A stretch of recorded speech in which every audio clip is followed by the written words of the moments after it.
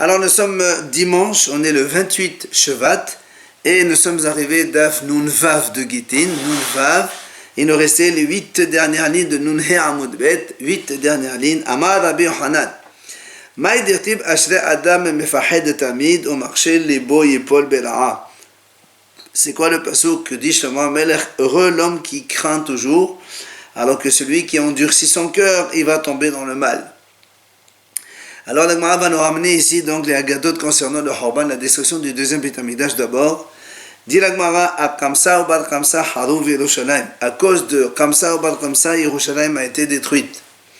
À Tanegola ou Tanegolta Haruv Turmalka.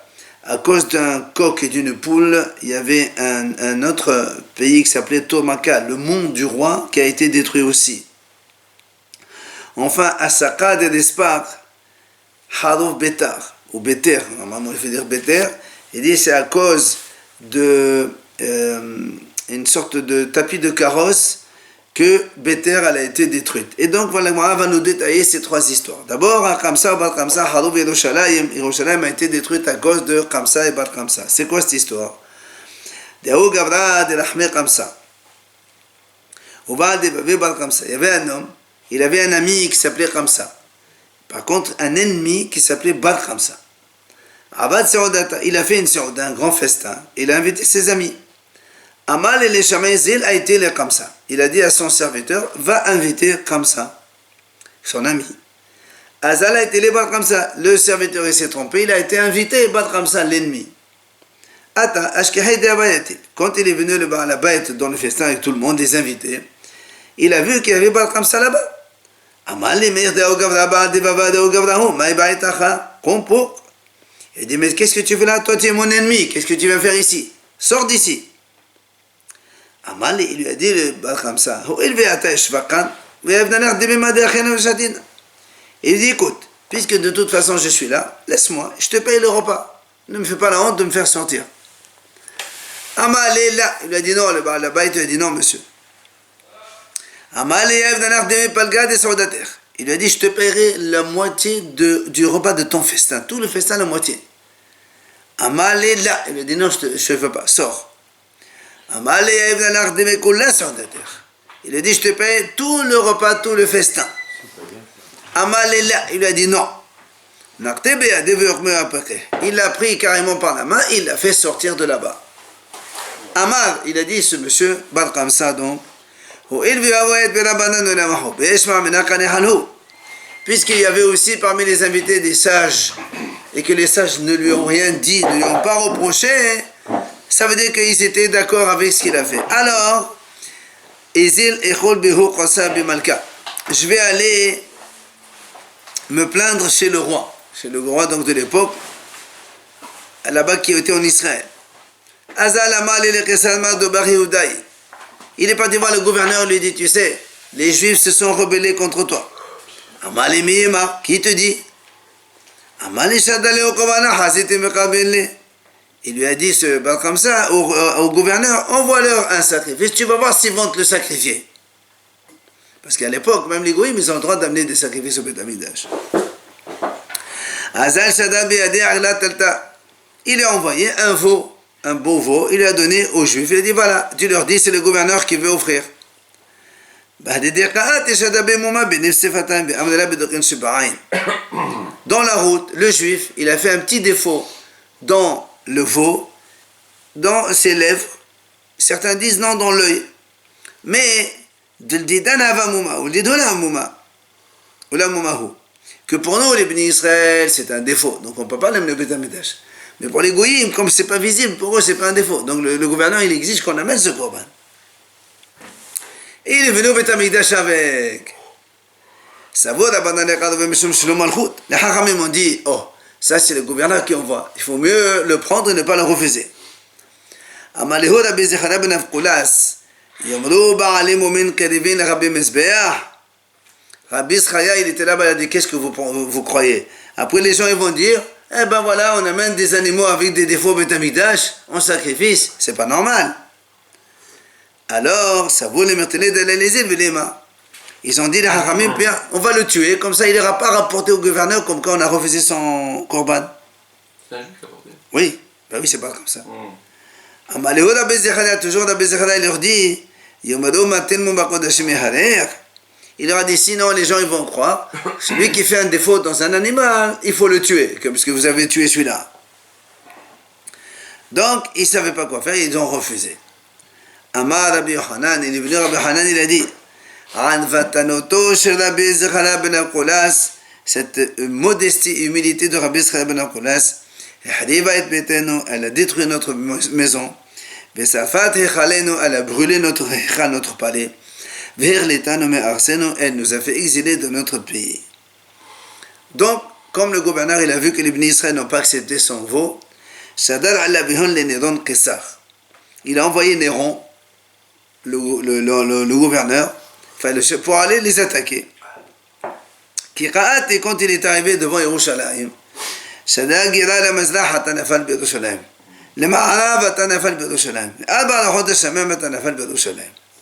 quand il est arrivé devant Yerushalayim, il a lancé une flèche direction est, elle est arrivée dans Yerushalayim.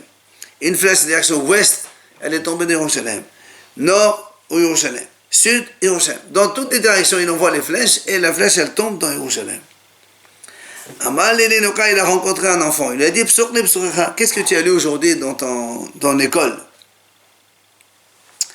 Amal, il lui a dit, voilà le passouk, il lui a sorti ce passouk.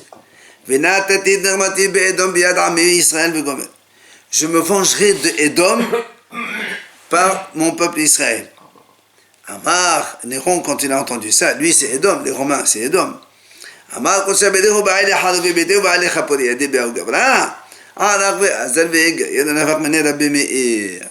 il a dit quoi? Hachem il veut que moi je vienne détruire le Beth Amikdash et après ils vont se venger contre moi. Laisse tomber. Il s'est enfui. Il est parti se convertir carrément. Néron. Et c'est de lui, oui, il sort Rabbi Meir Baal HaNes. C'est connu ça. Bien sûr. Néron s'est converti. Oui, monsieur. Néron, il est sorti Rabbi Meir Baal HaNes de Néron. Bien. Alors, le fameux empereur, il a envoyé un autre chef d'armée qui s'appelle Aspasianos. Il est arrivé devant Yerushalayim, lui il n'avait pas peur. Il a encerclé Yerushalayim pendant 3 ans. Dans Yerushalayim, il y avait 3 hommes très riches qui étaient connus. Nakdimon ben Gurion, le deuxième il s'appelle Ben Kalba Savoua, et le troisième il s'appelle Ben Sisset Akeset. Alors la Gemara raconte, Nakdimon ben Gurion, pourquoi on l'appelle Nakdimon? Shnakdalo Hamma Ba'avuro. Vous vous rappelez avec l'histoire de l'eau, voilà, il a maintenu le soleil pour que Hachem il amène la pluie et que il puisse payer le fameux gouverneur qui lui a prêté des puits d'eau. Ben Kalba Savoua, pourquoi on l'appelle comme ça? Littéralement, ça veut dire le chien rassasié, d'accord? Ben Kalba c'est un chien, Savoua rassasié. Il dit, il dit, celui qui rentre dans sa maison affamé comme un chien, il sort rassasié complètement. Enfin, Ben Tzitzit Akesat. Il dit, pourquoi on l'appelle Ben Tzitzit Akesat? Lui, c'est monsieur qui avait Tzitziot, qui traînait toujours sur un tapis. Là où il marche, il y a toujours un tapis. Il ne marche jamais sur le sol. Tellement il était riche, il y avait toujours des serviteurs qui mettaient un tapis pour qu'il marche dessus. Ça te montrait les richesses de ces 3 messieurs. Alors, il y a une autre version qui dit certains disent non, c'est qu'il avait un siège parmi les ministres de Rome pour siéger avec eux. Alors parmi les 3 riches qu'on vient de citer,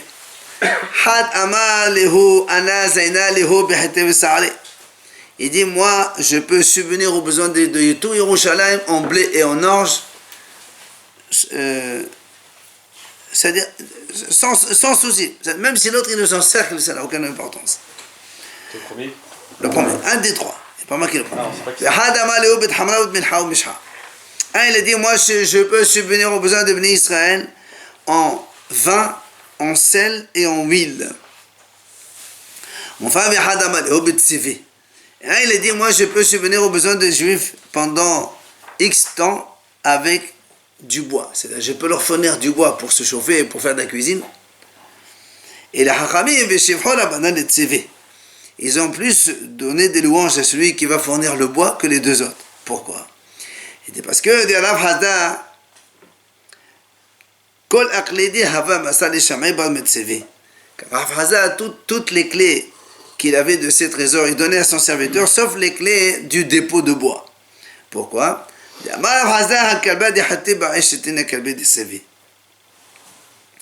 dit, Rav Haza, il a dit comme ça, pour un dépôt de blé, on a besoin de 60 dépôts de bois, évidemment.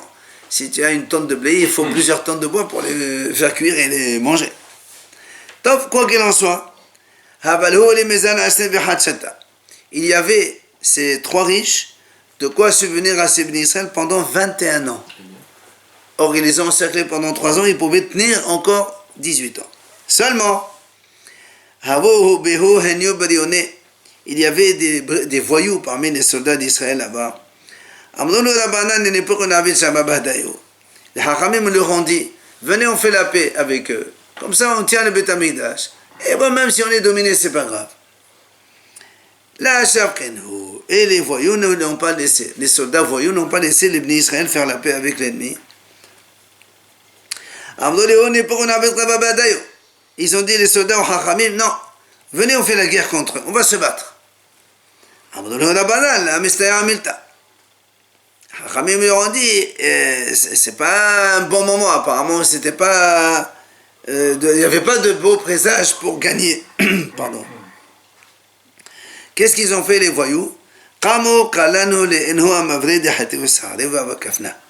Ils ont brûlé tous les dépôts de blé et de nourriture, et du coup il y avait la famine à Yerushalayim.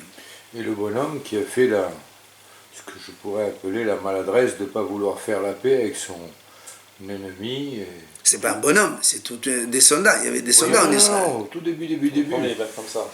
Ah oui. C'était la conséquence de la conséquence de la conséquence. Absolument, ça part de là. Ça, parce qu'il n'a pas voulu faire la paix. Exact, parce qu'il lui a fait honte devant tout le monde. C'est ce qu'on a dit au début. Quelqu'un, il a peur de rien, et il est dur comme truc, voilà ce que ça entraîne. Et ouais, malheureusement. Et non, mais il y avait la Hachamim, il a dit. Il y avait la Hachamim là-bas, personne n'a branché. Alors pourquoi? Ben voilà, malheureusement, c'est comme ça. Alors, la Gemara raconte, comme il y avait la famine, il y avait une femme qui s'appelait Martha Bat Baitos. Atirta d'Yerushalayim Havia. Elle était une femme très riche. Comme il y avait la famine, elle a envoyé son serviteur, elle lui a dit, Zil a été les smida. Va m'acheter de la semoule au marché, comme ça on mange. Ad Azal Isdaban. Quand il est parti, il revient et dit, écoute, il n'y a plus de semoule. Atama la smida leka. Il n'y a plus de semoule. Il y a de la farine de moins de bonne qualité. Va acheter. Il est parti là-bas, il a vu que ça a été vendu. Et il vient. Il dit, il n'y a plus de la farine de bonne qualité, il y a de la farine de mauvaise qualité. Il dit, va acheter, il n'y a rien à manger, il faut manger quelque chose. Là aussi, il est parti, tout a été vendu.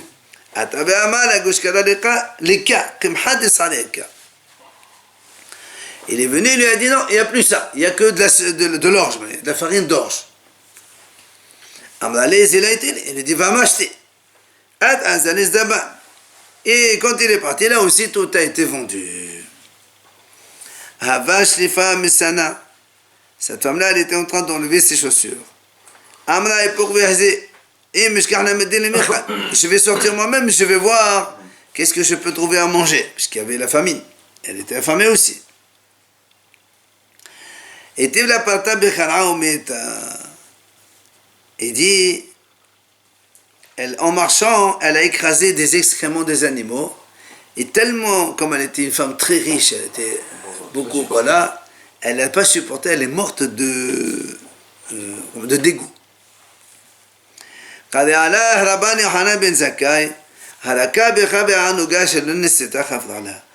Hanan, il a dit sur elle ce passage qui a marqué dans les malédictions, la femme qui est tendre et qui est anouga, toujours elle est gâtée, voilà ce qui lui est arrivé. Et certains disent, il y a une autre version qui dit en fait, elle a trouvé elle a trouvé les figues sèches que Rabbi Sadok avait mangées, et par dégoût aussi elle est morte. C'est quoi cette histoire de Rabbi Sadok? Tout le monde connaît, je pense. Rabbi Sadok Rabbi Sadok, il a jeûné pendant 40 ans pour ne pas que la ville de Jérusalem soit détruite. Au point que, 40 ans il a jeûné, au point que, tellement il a maigri, que quand il mangeait, on voyait le manger qui traversait, tellement c'est devenu transparent ici dans le... Et alors,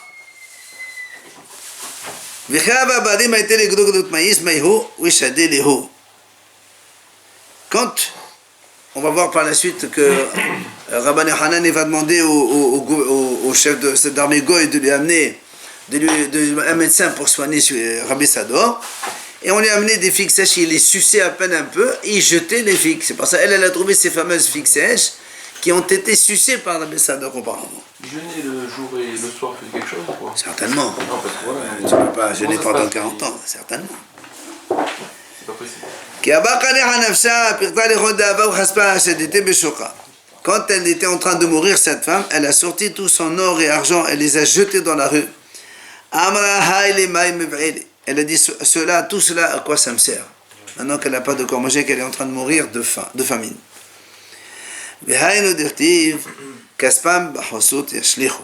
C'est ce que le pasuk dit, leur argent ils jetteront dans les rues. La Gemara nous raconte que le chef des brigands, des soldats brigands, il s'appelait Abbas Sakra, il était le neveu de Rabban Yochanan ben Zakkai, son neveu, le fils de sa sœur. Rabban Yochanan, il lui a dit, il a envoyé secrètement, il a convoqué chez lui. Ata, il est venu. Il dit, jusqu'à quand vous faites comme ça et vous tuez les gens par la famine? C'est-à-dire, il veut lui dire, ouvrez, quand on se délivre aux ennemis, au moins on meurt dans la guerre, mais pas dans la famine. Il dit, qu'est-ce que je fasse? Si je leur dis quelque chose à mes amis, ils vont me tuer si je change d'avis. Amale, il lui a dit, Rabbi Yochanan, Hazir et Takanta les dédés pour. Efshad de Have Hassala pour ta. Il dit, écoute, trouve-moi une solution pour que moi, au moins, je peux quitter la ville de Jérusalem. Peut-être que je pourrais trouver une solution. Enfin, au moins une petite solution.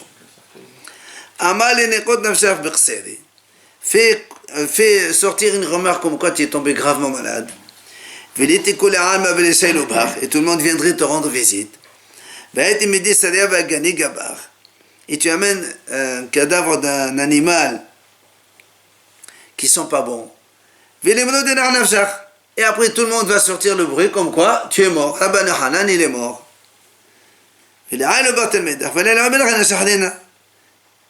Et quand ils vont te transporter, parce que pour les enterrer, il faut les enterrer en dehors de Yerushalayim, dis à seulement tes élèves ils porteront le cercueil, pas les autres gens. Pourquoi?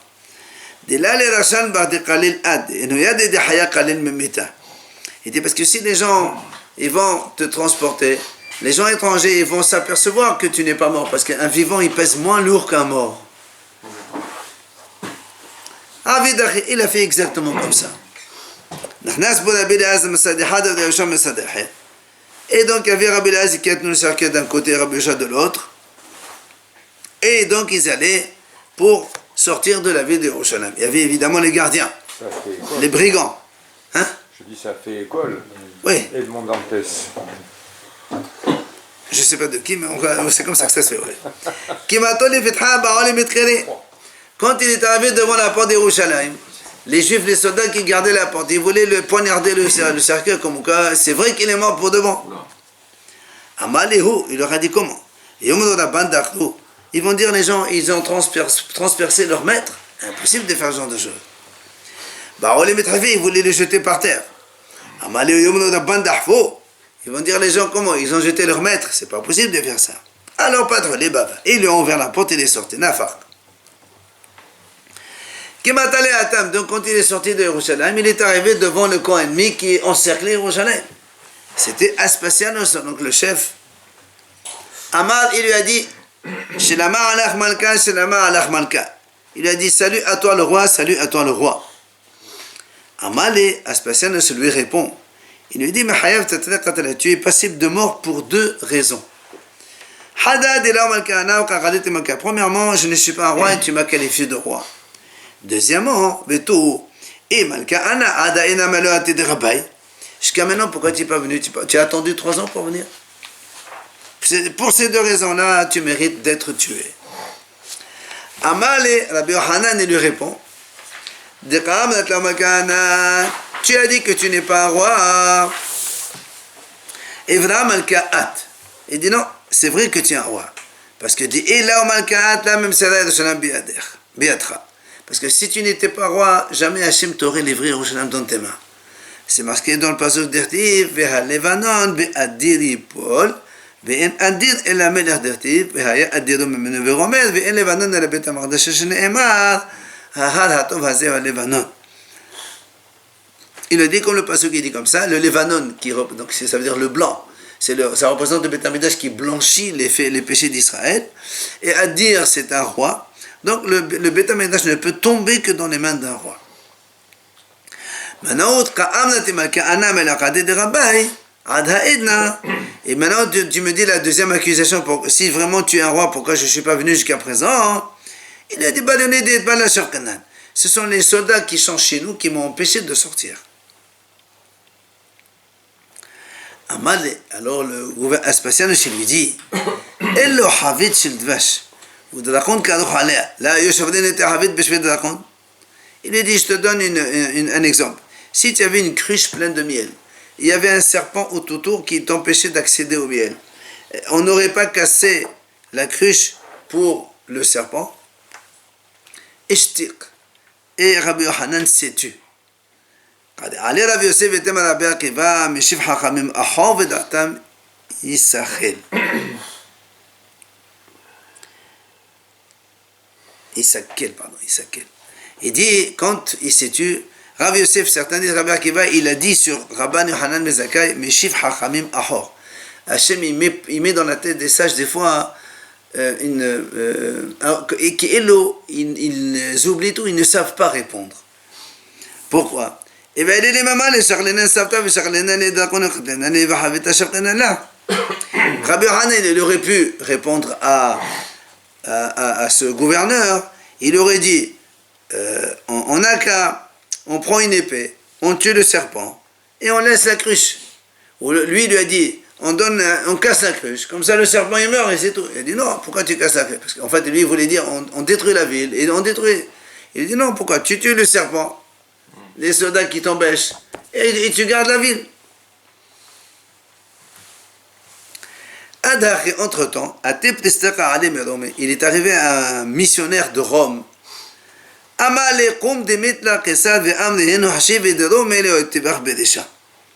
a dit, lève-toi, c'est toi qui es devenu maintenant l'empereur de Rome, puisque l'empereur est mort, et ils ont décidé que c'est toi qui deviens l'empereur.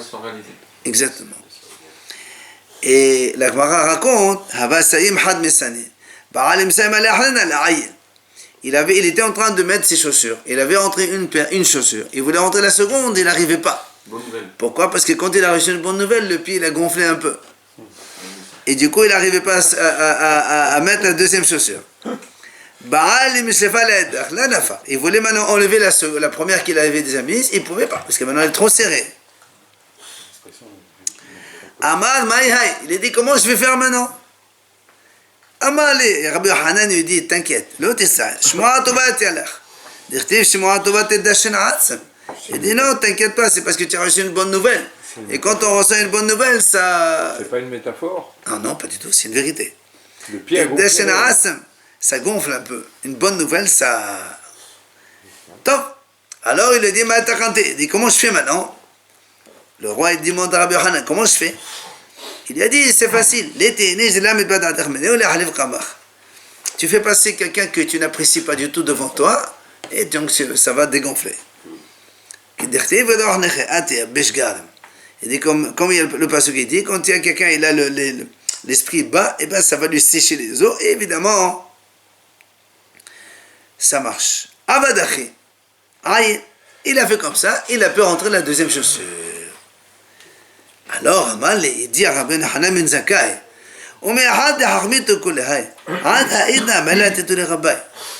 il dit, mais je ne comprends pas, vous êtes tellement intelligent. Pourquoi vous n'êtes pas arrivé depuis le début? Amalé, il lui a dit, je t'ai déjà répondu.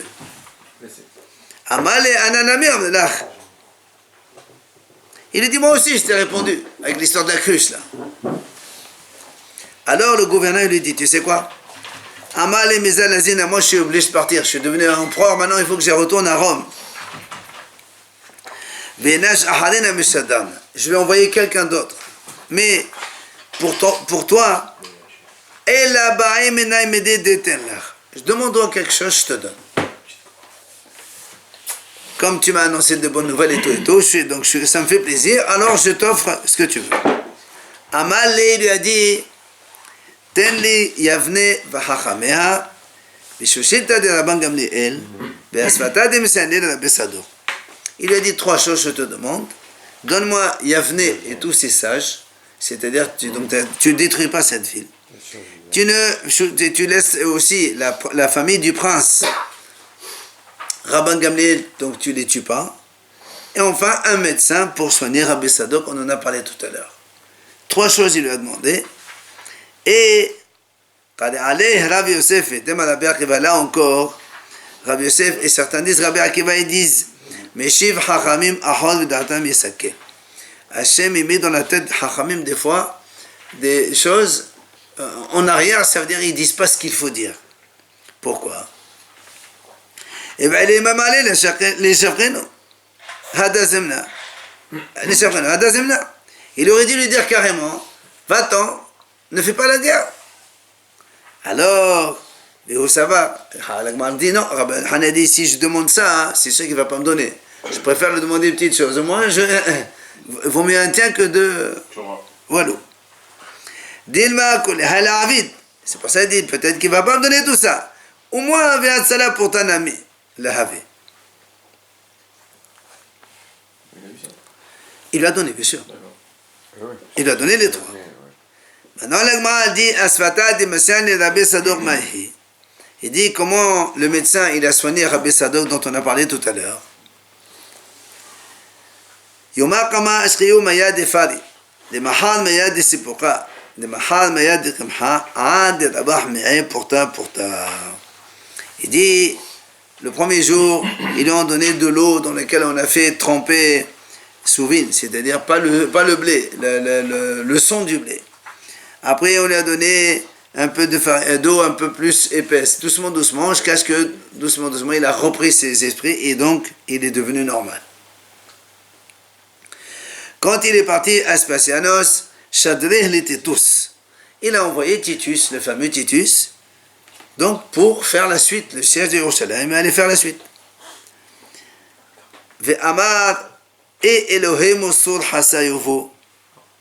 Le passage qui dit, où il est leur Dieu, ce créateur en qui ils avaient confiance. Ils disent Hachamim zet et tous aracha, sheheref irdiv klape ma'ala. Ça c'est Titus qui a fait évidemment beaucoup de mauvaises choses. Le Gemara raconte qu'est-ce qu'il a fait. Ma'asa, tafas zona be'ado, v'nechnas evet kodesh hakodashim, v'yessi'a sefer Torah ve'avar aleha avera. Il a pris une femme, il est rentré dans le saint des saints du Beth Amikdash. Il a ouvert un Sefer Torah par terre et il a fait le péché avec cette femme sur le Sefer Torah. Et pas que ça. Titus. Venatal Saïf.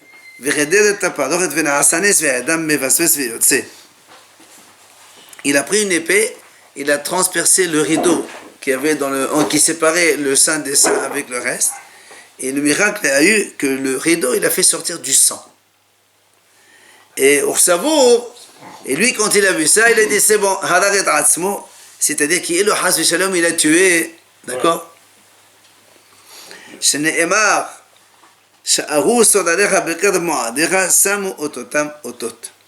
Il dit, David Amelech, que tes ennemis à Hachem, ils ont crié dans ton lieu saint, et ils ont mis là-bas des signes, c'est-à-dire ce signe de sang, comme quoi ça signifie que, ok? Abba Hanan Omer, Abba Hanan lui il a dit, Mi chamocha hasinya, qui est comme toi Hachem aussi puissant, c'est-à-dire tu te retiens, voilà, tu te retiens. Mi chamocha hasin vikaché, Comment est-ce possible qu'Hachem tu entends de telles choses et tu ne réagis pas? C'est ça donc la patience d'Hachem Barach. Devi Rabbi Ishmael Tana, dans la yeshiva de Rabbi Ishmael on a enseigné Michamocha ba'elim Adonai mikamocha ba'elimim. C'est au lieu de dire mais qui est comme toi Hachem parmi les puissants, on ne dit pas ba'elim, on dit ba'elimim. Elim c'est quelqu'un qui est muet, qui ne parle pas. Là aussi, on dit à Hachem, regarde comment il a fait de telles choses horribles et tu n'as pas réagi, tu aurais pu l'empêcher de faire, mais non, Hachem ne fait pas ça. Ma'asa, qu'est-ce qu'il a fait Titus après avoir fait tout ça? Natal et Taparot v'asa ou kemen gad gotni vehevi kol kelim shebamerdash venehan bahen. Qu'est-ce qu'il a fait? Il a pris ce fameux rideau, il a mis en tant que tapis, il a rentré plein tous les ustensiles de Beth Amikdash, il a fait ça comme un sac et hop, il est parti avec pour amener ça à Rome. Il les a mis tous dans un bateau pour aller évidemment se vanter à Rome. Regardez, voilà le vainqueur, c'est moi, ce que j'ai pris. Sheneema, Ufchen, Dans les caves du Vatican. ouais, Ra'it Rishaim Kvurim. C'est le passage qui dit j'ai vu des Rishaim, des impies qui sont enterrés. Uva'u, ils sont venus. Umimakon Kadosh Alechu Ishtakehu. Ba'ir Ashekin Asu. Et d'un endroit saint, ils partent, et ils vont se trouver dans la ville. Atri Kevurim la Kevusim. Atri Ishtakehu la Ishtakehu. En fait, c'est le passage qui dit que ce sont des gens qui se sont rassemblés et ils vont se vanter de ce qu'ils ont fait, évidemment toute cette puissance qu'ils ont fait pour vaincre Yerushalayim et amener tout cela. Et quand des Amri Kvorim Mamash, il y en a qui disent Kvorim, ça veut dire toutes les choses cachées qu'il y avait dans le Beth Amikdash, ils ont pris avec eux pour montrer aux Goyim. Il a pris le bateau pour retourner à Rome. Ahmad Alav Nahshol Shebayam Netovon. En pleine mer, il est tombé, donc il est sorti une bourrasque et il fallait donc noyer le bateau. Amar, il a dit Titus, Kimdomé, apparemment il semble que Kimdomé Ani donc, chez Elohim, chez Elohim, que la force d'Hachem, lui il a dit ça, que sa force elle ne se trouve que dans l'eau. Ba paro tebeo bamay. Ba sisra tebeo bamay. Afo omed alay le tovane bamay. Paro, Hachem l'a noyé dans l'eau. Sisra, Hachem l'a noyé ce soldat dans l'eau. Moi aussi, il veut me mettre comme ça dans l'eau. Alors il a dit Titus, Im gibon hu ya'alene yabasha asem milhama. Si vraiment il est puissant, il n'a qu'à sortir sur terre et on se bat ensemble, il n'y a pas de problème. Yasta Batkol, elle est sortie, une voix du ciel, elle a dit Amralo, Racha ben Beno shel Esav Racha. Un Racha, fils d'un Racha, petit-fils, arrière-petit-fils et descendant de Esav Racha. Beriya Kala Yeshe Be'olami Viyatush Shema. J'ai une toute petite créature dans mon monde, elle s'appelle moustique. Alors il m'a dit, pourquoi on appelle une petite créature, une légère créature? C'est pas une petite. Kala, c'est elle est légère. Il dit parce que Demeral na etla ou ma parna etla.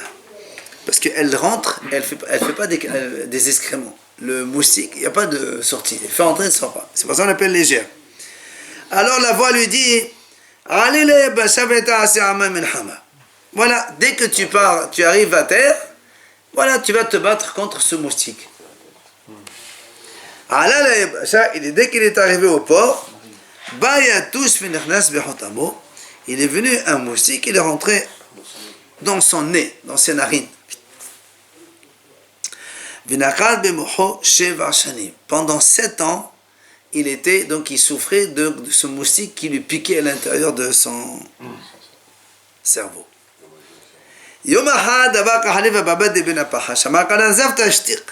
Un jour, il passait devant un forgeron qui tapait avec le marteau sur l'œil. Et il a vu que le moustique il s'est tué. Il s'est arrêté de le ronger à l'intérieur. Il a dit enfin j'ai une solution.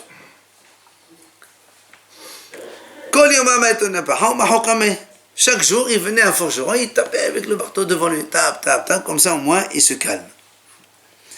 La Nordie, quand c'est un goy qui vient, il lui payait 4 zouz.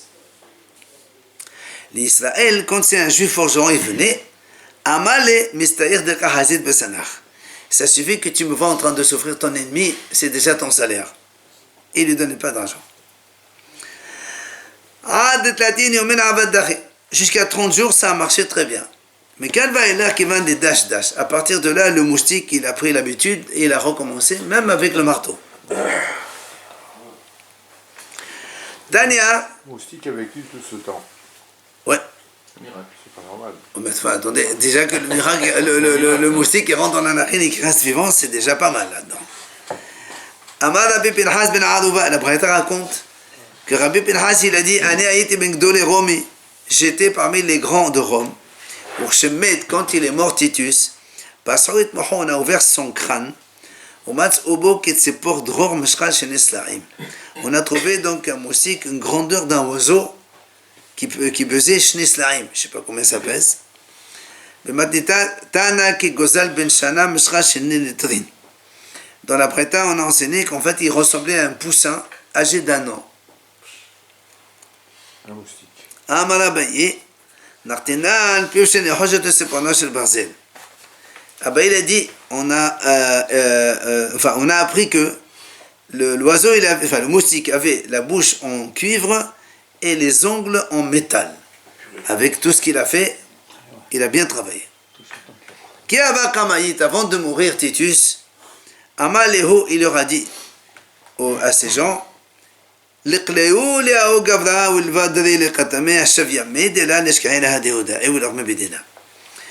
voudrait qu'on brûle son corps et on disperse ses cendres dans tous les océans, les 7 océans. Pourquoi? Comme ça, le Dieu des Juifs, il ne le trouvera pas. C'était ça. Comme ça, Hachem ne le trouve pas et il ne pourra pas le juger. C'était ça, en fait, son but. Il savait qu'il y avait un jugement après quand même. Il savait qu'il y avait un Dieu des Juifs. Ouais, c'est bon. Onkelos bar Kelonikos bar Ahatet de Titus Hava. La Gemara raconte que Onkelos c'était donc le neveu de Titus, son neveu. Hava Baal et Gayore, il voulait se convertir. Ouais. D'accord. Azal Askel et Titus ben Gida, il a fait de la sorcellerie. Il a fait lever Titus par les trucs là, les vers, vous savez. Amal Eman Hashib Alma. Il lui a dit, dis-moi, c'est qui est important là-haut dans le monde futur? Amal et Israël. Il dit, c'est le béni Israël, c'est le peuple juif. Est-ce que c'est bien que je m'attache à eux? C'est un clause qui pose la question à Titus. Il lui a dit, ils ont beaucoup de mitzvot, tu ne pourras pas les faire. Va te battre contre eux dans ce monde-là et tu deviendras un roi. Comme on a dit, c'est marqué, tout celui qui fait du mal à Israël, il ne peut faire du mal que s'il est chef, un grand roi. Même là-bas, c'est un rachat. Même là-bas. Amal et Dine Dao Gavra Bema, il me dit, comment on te juge là-bas dans le ciel? Comment on te juge? Amal et Bema de Fasir Anafshe. Ce qu'il a décidé pour lui, on le faisait là-bas. C'est-à-dire,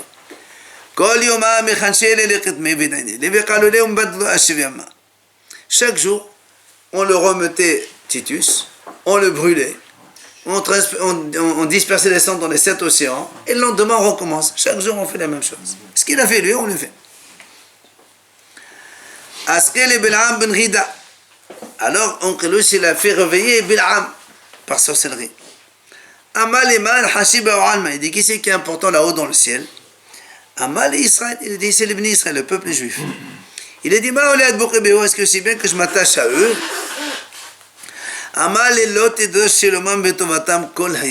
Il dit, jamais tu ne diras bonjour, ni tu cherches à leur faire du bien. Voilà. Comment tu es jugé là-haut dans le ciel? Dans des productions séminales bouillantes. Parce que lui, comment il fautait avec son ânesse, d'accord? Et en plus, il a fait fauter l'Ibn Israël en mettant les filles de Moab. Retour de Mida Keneret Mida, il est en train de bouillir dans production. Azal Askeb Ben Redal et prochain Israël. Il a fait lever par sorcellerie, toujours en Kélos, à des Réchaïm d'Israël. Des Ibn Israël qui étaient des Réchaïm. Qui c'est? des impies d'Israël, des juifs impies. Toujours le même Onkelos. Mais il voulait se convertir celui-là. Amaleo, avant, Il faisait la sorcellerie. avant de se convertir.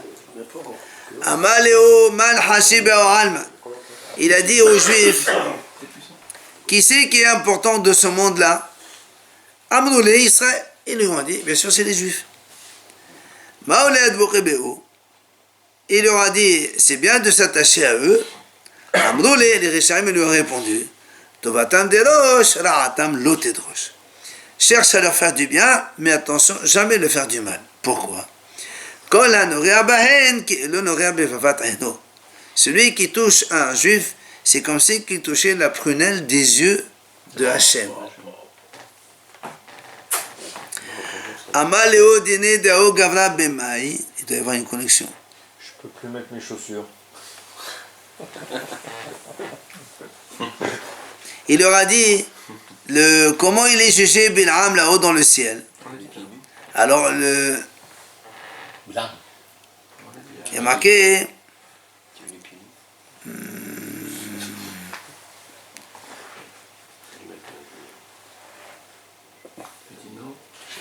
alors ils lui ont dit avec des excréments bouillonnants.